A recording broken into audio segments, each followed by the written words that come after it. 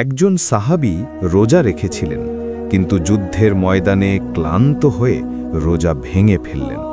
অথচ দয়ার নবী সাল্লাল্লাহু আলাইহি ওয়াসাল্লাম তাকে তিরস্কার করার বদলে দিলেন এক বিশাল সুসংবাদ। ভাবছেন রোজা ভেঙেও কিভাবে পুরস্কার পেলেন? চলুন জেনে নিই সেই ঈমান জাগানিয়া ঘটনা। রাসূলুল্লাহ সাল্লাল্লাহু আলাইহি ওয়াসাল্লামের সাথে সাহাবায়ে কেরাম এক সফরে ছিলেন। দিনটি ছিল প্রচণ্ড গরমের। মরুভূমির তপ্ত বালু আর রোদে সবার অবস্থা নাজেহাল।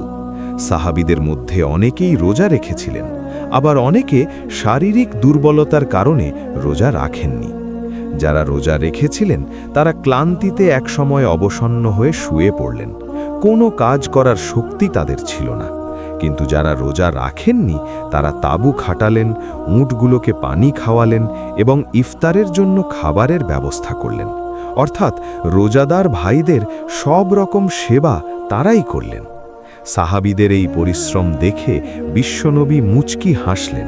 তিনি বললেন, আজ যারা রোজা রাখেনি তারাই সমস্ত সওয়াব বা পুরস্কার নিয়ে গেল। শুনতে অবাক লাগলেও এটাই ছিল ইসলামের সৌন্দর্য।